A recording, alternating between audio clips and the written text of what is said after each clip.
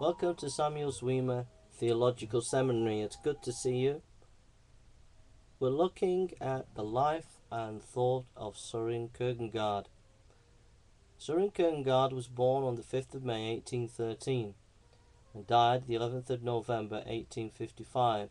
He was a Danish Christian philosopher, theologian and religious author. He was a critic of idealist thinkers such as Hegel, Schelling and Schlegel. He was also critical of Christianity and all of his day and the Church of Denmark. Some have said he was the first existentialist. His work deals with the issue of how one single individual, giving priority to concrete human reality over abstract thinking and highlighting the importance of personal choice and commitment. His work explores emotions and feelings of individuals when faced with life's choices. He was influenced by Socrates and the Socratic method. He writes, "Science and scholarship want to teach that becoming objective is the way. Christianity teaches that the way is to become subjective, to become a subject. The scientist can learn about the world by observation, but can the scientist learn about the inner workings of the spiritual world by observation?" Kierkegaard said no, and he said it emphatically. In 1847, Kierkegaard described his own views of this. He said, "God is not like a human being.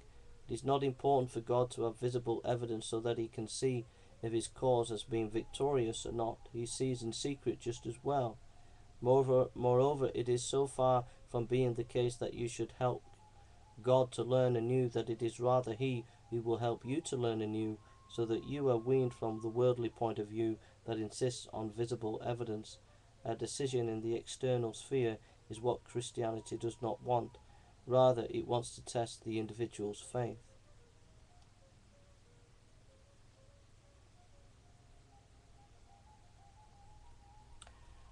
Kierkegaard was born in an affluent family in Copenhagen. His mother Anne,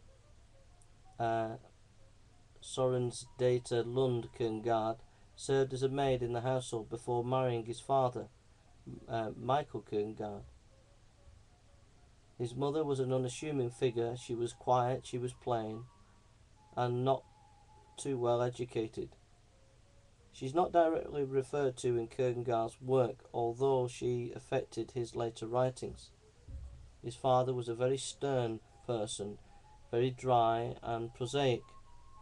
Under his rustic cloak he concealed an ardent imagination which not even his great age could blunt. He read the philosophy of Christian Wolff, and Kierkegaard preferred the comedies of Ludwig Holberg and the writings of Lessing and Plato, especially those referring to Socrates.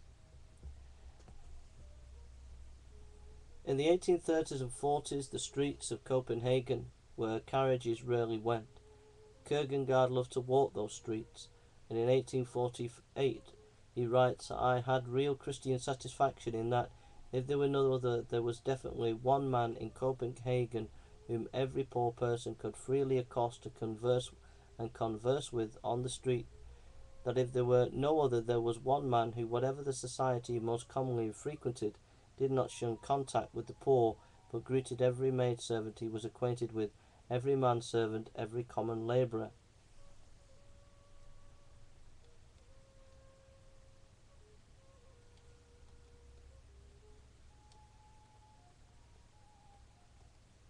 So those were the early days of Kierkegaard. And now we're just going to talk about his journals, which are important. He writes in his journal on February 1836, "People understand me so little, and they do not understand when I complain of being misunderstood." One scholar, Samuel Hugo Bergerman, writes about Kierkegaard's journals. Kierkegaard's journals are one of the most important sources for an understanding of his philosophy. Kierkegaard wrote over 7,000 pages of his journals on events, musing thoughts and works of everyday life. The entire collection of the Danish journals has been edited in around about 13 volumes. Kierkegaard writes about his journals, "I have never confided in anyone. By being an author, I have, a sense, made the public my confidant. But in respect of my relation to the public, I must once again make posterity my confidant. The same people who are there to laugh at one cannot very well be made one's confidant."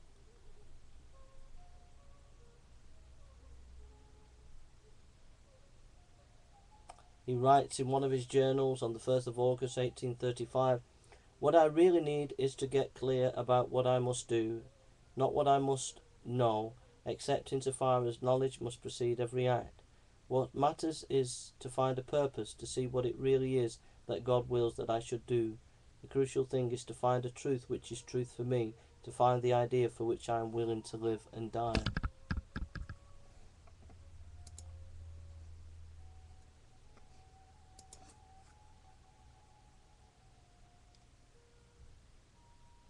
One of the things that is said to have affected Kierkegaard's writing is the influence of his broken engagement with Regine Oslin in 1822-1904.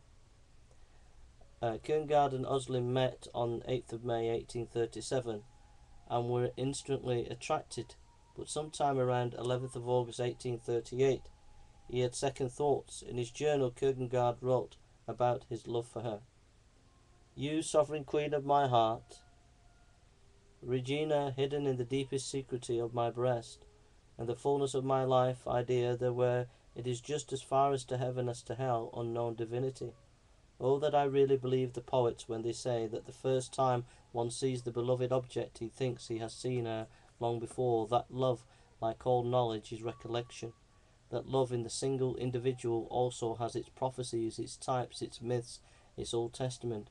Everywhere in the face of every girl I see features of your beauty, but I think I would have to possess the beauty of all the girls in the world to extract your beauty, that I would have to sail around the world to find the portion of the world I want and towards which the deepest secret of myself polarically points, and in the next moment you are too close. You are so close to me, so present, so overwhelmingly filling my heart, that I am transfigured to myself and feel that there is a good to be. You blind God of erotic love, you who see in secret, will you disclose it to me? Will I find what I am seeking here in this world? Will I experience the conclusion of all my life eccentric premises? Will I fold you in my arms, or do others say, march on? Have you gone on ahead? You, my longing transfigured, do you beckon to me from another world? Oh, I will throw everything away in order to become light enough to follow you." On the 8th of September 1840, Kierkegaard formally proposed to Oslin. Kierkegaard soon felt disillusioned about the prospects of this marriage, and he broke off the engagement on the 11th of August 1841. Though it is believed that the two were deeply in love, in his journals Kierkegaard mentions his belief that his Melchior made him unsuitable for marriage, but his precise motive for ending the engagement remains unclear. However, I do think that probably this was the issue. He writes, "And this terrible restlessness, as if wanted to convince myself every moment that it should still be possible to return to her. O God, would that I dared to do it. It is so hard. My last hope in life I have placed in her. I must deprive myself of it. How strange! I had ever really thought of getting married, but I never believed that it would turn out this way and leave so deep a wound. I have always ridiculed those who talked about the power of woman, and I still do, but a young, beautiful, soulful girl who loves with all her mind, with all her heart, who is completely devoted, who pleads, how often I have been close to setting her love on fire, not to a sinful love, but I need merely have said to her that I loved her, and everything would have been set in motion to end my young life. But then it occurred to me that this would not be good for her, that I might bring a storm upon her head, since she would feel responsible for my death. I prefer what I did do. My relationship to her was always kept so ambiguous that I had it in my power to give it any interpretation I wanted to. I gave it the interpretation that I was a deceiver. Humanly speaking, that is the only way to save her, to give her soul resilience. My sin is that I did not have faith. Faith that for God all things are possible. but that there is a borderline between that and tempting God. But my sin has never been that I did not love her. If she had not been so devoted to me, so trusting, had not stopped living for herself in order to live for me, well then the whole thing would have been a trifle. It does not bother me to make a fool of the whole world, but to deceive a young girl, oh, if I dared return to her. And if she did not believe that I was false, she certainly believed that once I was free, I would never come back. Be still, my soul, I will act firmly and decidedly according to what I think is right. I will also watch what I write in my letters. I know my moods, but in a letter I cannot, as when I am speaking, instantly dispel an impression when I detect it that it is too strong. On May 13th, 1839, Kierkegaard wrote, I have no alternative than to suppose that it is God's will that I prepare for my examinations, and that it is more pleasing to him that I do this actually come into some clearer perception by immersing myself in one another sort of research, for obedience is more precious to him than the fat of rams. So it was this that his studies helped him to console him in his difficult time. Kierkegaard, on 29th of September 1841, defended his dissertation on the concept of irony with a continual reference to Socrates.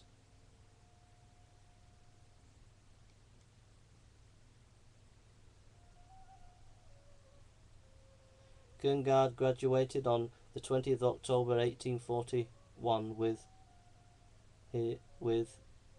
what we would call today a PhD.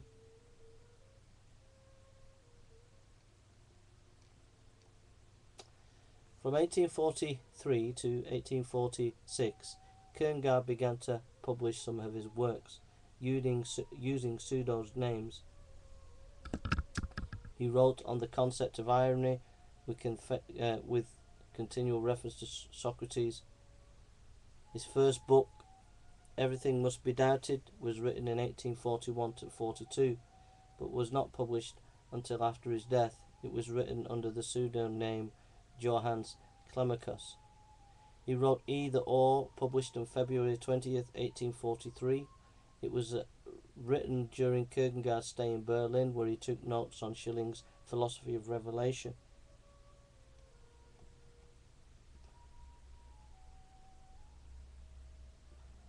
Two Upbuilding Discourses, 1843, was published under his own name rather than a pseudo.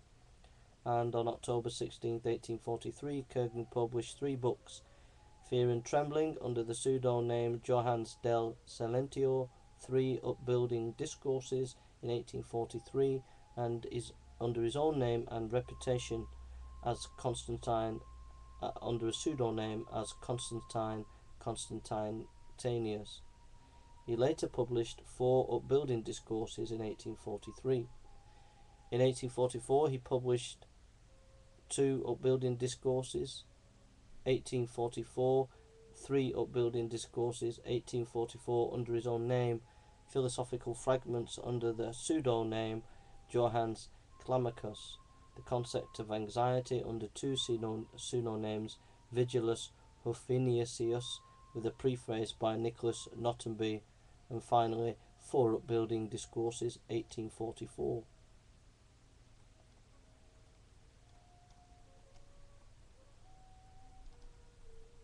He writes, As I well know, my authorship has 2 parts, one pseudo and the other signed.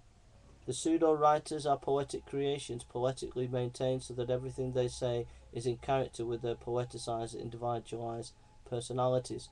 Sometimes I have carefully explained in a signed preface my own interpretation of what the pseudo said. Anyone with just a fragment of common sense will perceive that it would be ludicrously confusing to attribute to me everything the poeticized characters say. Nevertheless, to be on the safe side, I have expressly urged that anyone who quotes something of the pseudo will not attribute the quotation to me. It is easy to see that anyone wanting to have a literary lark merely needs to take some verbatim quotations from the seducer, then from Johannes Climacus, then from me, etc., print them together as if they were all my words, show how they contradict each other, and create a very chaotic impression, as if the author were a kind of lunatic. Hurrah! That can be done. In my opinion, anyone who exploits the poetic in me by quoting the writings in a confusing way is more or less a charlatan or a literary toper.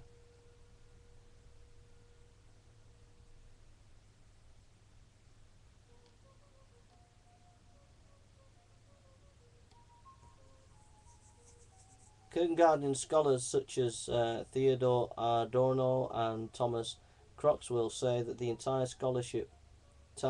authorship should be treated as Kierkegaard's own ideas or views. Some would say this would lead Kierkegaard's ideas into incoherency, and so one must be careful how you interpret him. The post-structuralists have interpreted Kierkegaard's work as the respective authors, as it were, of the pseudo-writers. Postmodern Christians present a different interpretation of Kierkegaard's work.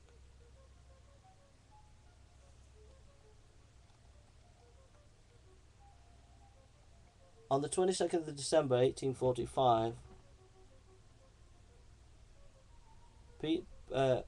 Peter Muller, a young author of Kierkegaard's generation, who studied at the University of Copenhagen at the time of Kierkegaard, published an article indirectly criticizing Stages on Life's Way. The article complimented Kierkegaard for his wit and intellect, but questioned whether he could ever be able to master his talent and write a coherent, complete work.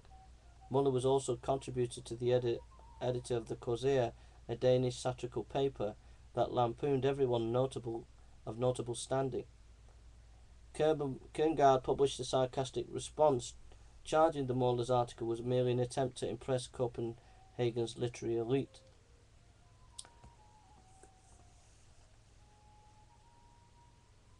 Kierkegaard wrote two small pieces in response to Muller, The Activity of a Travelling Aesthetician and Dialectical Result of a Literary Police Action.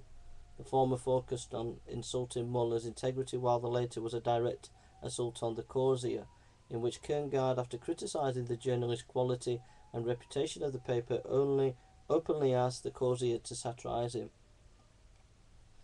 Kierkegaard's response earned him the castigation of the paper and its second editor, also an intellectual Kierkegaard's own age, Goldschmidt. Over the next few months, the Corsair took Kierkegaard up on his offer to be abused and unleashed a series of attacks making fun of his appearance. Kierkegaard writes, God is untruth, and I could weep. In every case I learn too long for the eternal. Whenever I think about our age's misery, even compared with the ancient world's greatest misery, that the daily press and anonymity make age even more insane with the help from the public, which is really an abstraction, makes a claim to be the court of last resort in relation to the truth for assemblies, which makes this claim surely to do not take place. That an anonymous person with the help from the press day in day out can speak however he pleases, even with respect to the intellectual, the ethical, the religious things which he perhaps did not in the least have the courage to say personally.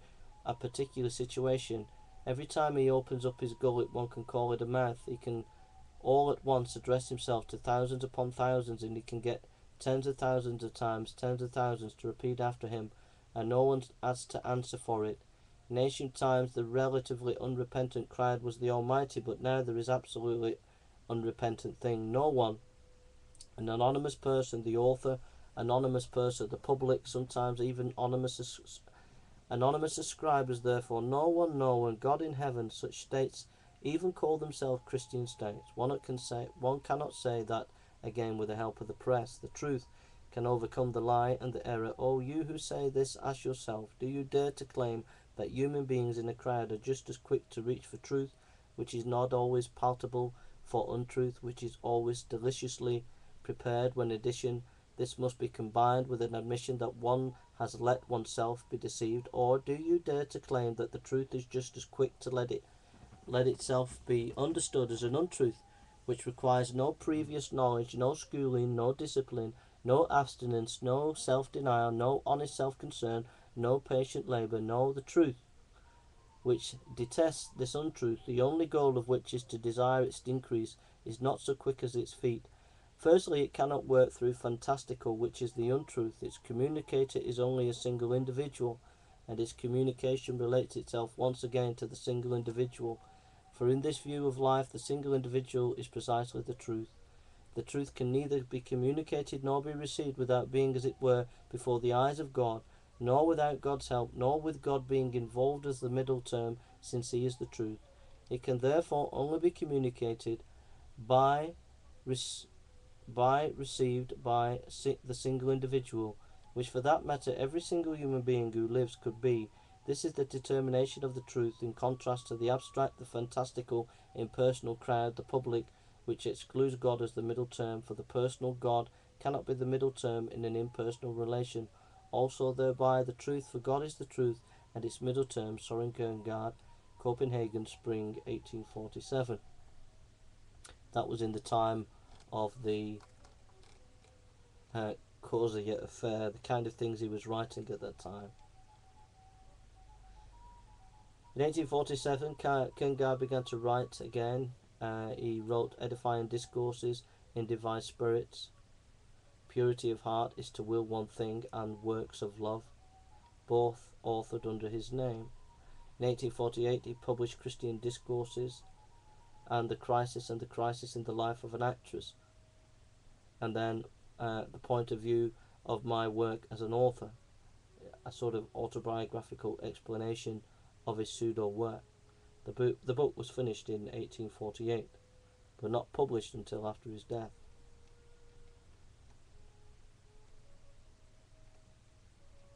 His understanding of Christianity could be seen in an extract from Practicing Christianity in 1851. He writes, "What I have understood as the task of the authorship has been done. It is one idea, the continuingness from either or to anticlimacus, the idea of religiousness in reflection. The task has occupied me totally, for it has occupied me religiously. I have understood the completion of this authorship as my duty, as a responsibility resting upon me. Whether anyone has wanted to buy or to read has concerned me very little. At times I have considered laying down my pen, and if anything should be done, to use my voice. Meanwhile I came by way of further reflection to the realization that it perhaps is more appropriate for me to make at least an attempt once again to use my pen, but in a different way, as I would use my voice, consequently in a direct address to my contemporaries, winning men if possible. The first condition for winning men is that the communication reaches them. Therefore I must naturally want this little book to come to the knowledge of as many as possible.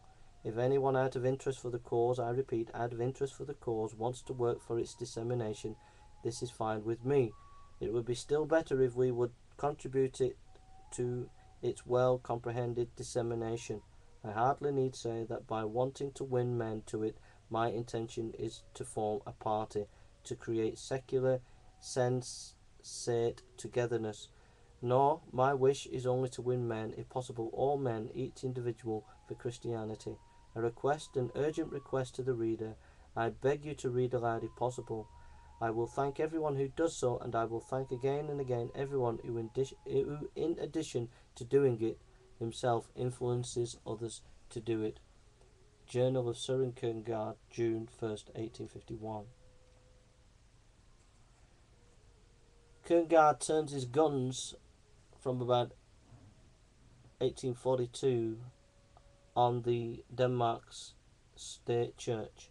He says, "I ask, what does it mean when we continue to behave as though all were as it should be, calling ourselves Christians to the New Testament, when the ideals of the New Testament have gone out of life? The tremendous disproportion which this state of affairs represents has, moreover, been perceived by many. They like to give it to this turn. The human race has outgrown Christianity." Soren Kierkegaard Journals, page 446, June 1852, 19th of June. These attacks on the state church were momentous and continual. He wrote a number of pamphlets called Attack upon Christendom.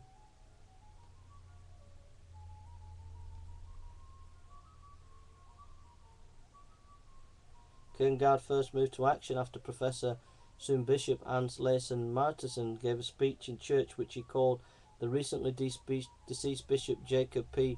Minster a truth witness, one of the authentic truth witness. Kierkegaard explained in his first article that Minster's death permitted him at last to be frank about his opinions. He later wrote that in all his former output has been preparation for this attack, postponed for years, waiting for two preconditions. Both his father and Bishop Minster should be dead before the attack, and he should himself have acquired a name as a famous theological writer. Kierkegaard's father had been Minster's close friend, but Soren had long come to see that Minster's idea of Christianity was mistaken, demanding too little from its adherents. Kierkegaard strongly objected to the betrayal of Minster as truth witness.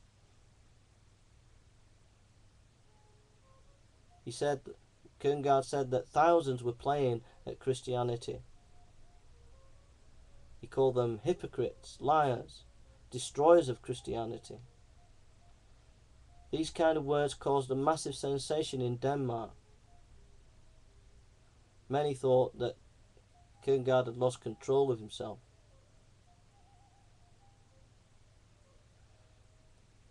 Before his 10th publication or pamphlet on his diatribe against the state church, Kierkegaard collapsed in a street and was taken to hospital. When he was in hospital for over a month, he would not take communion from a pastor. Kierkegaard regarded the pastors as mere political officials, a niche in society, who were not the representatives of the divine.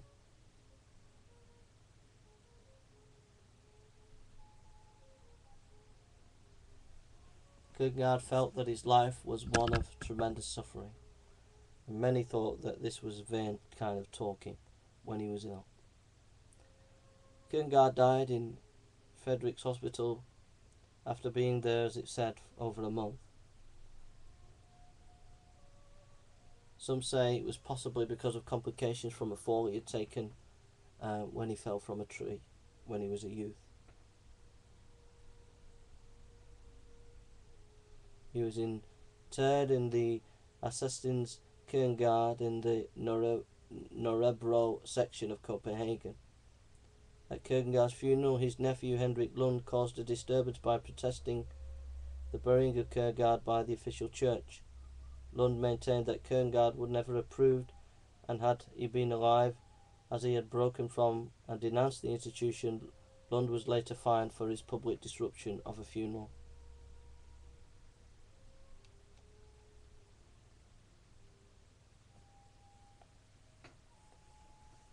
Kierkegaard felt that the state church kept individuals as children, since Christians had declined from taking the initiative to take responsibility for their own relation to God.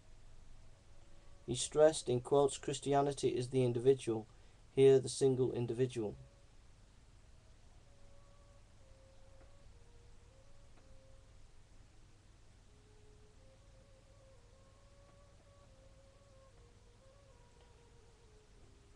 Kierkegaard felt because the state church was more influenced by the bureaucratic machine of the state, that they would be more interested in maintaining political and membership power rather than actually trying to build people up in the Christian faith. He felt that because it was connected to the state, that the Christian faith had become more fashionable and there was little reality within it. He writes, "If the church is free from the state, it is all good. I can immediately fit into this situation. But if the church is to be emancipated, then I must ask, by what means? In what way? A religious movement must be served religiously, otherwise it is a sham. Consequently, the emancipation must come about through martyrdom, bloody or bloodless. The price of purchase is the spiritual attitude. But those who wish to emancipate the church by secular and worldly means, no martyrdom, they have introduced a conception of tolerance entirely consonant with that of the entire world, where tolerance equals indifference, and that is the most terrible offence against Christianity. The doctrine of the established church, its organisations are buried above are both very good indeed. Oh, but then our lives, believe me, they are indeed wretched. So those are just some basic thoughts of Kierkegaard, and we're going to just read some receptions of Kierkegaard and what his thinking has meant to modern thought. One writer has written about Kierkegaard, George Brand, September 1906. In Danish romanticism there is none of Friedrich Schlegel's audacious immorality, but neither is there anything like that spirit of opposition which in him amounts to genius. His ardour melts and his daring moulds into new and strange shapes, but that we accept as inalterable. Nor do the Danes become Catholic mystics. Protestant orthodoxy in its most petrified form flourishes with us, so do supernaturalism and pietism, and in Grundtvigianism we slide down the inclined plane which leads to Catholicism. But in this matter, as in every other, we never take this final step. We shrink back from the last consequences. The result is that Danish reaction is far more insidious and covert than the German. Veiling itself as vices does, it clings to the altars of the church, which have always been a sanctuary for criminals of every species. It is never possible to lay hold of it, to convince it then and there that its principle logically led to intolerance, inquisition, and despotism. Kierkegaard, for example, is in religious orthodox, in politics a believer in absolutism, towards the close of his career a fanatic, yet, and this is genuinely a romantic trait, he all his life long avoids drawing any practical conclusions from his doctrine. One only catches an occasional glimpse of such feeling as admiration for the Inquisition or hatred for the natural sciences. George Brand's Main Currents in 19th Century Literature, Volume 2, 1906, Introduction, page 11.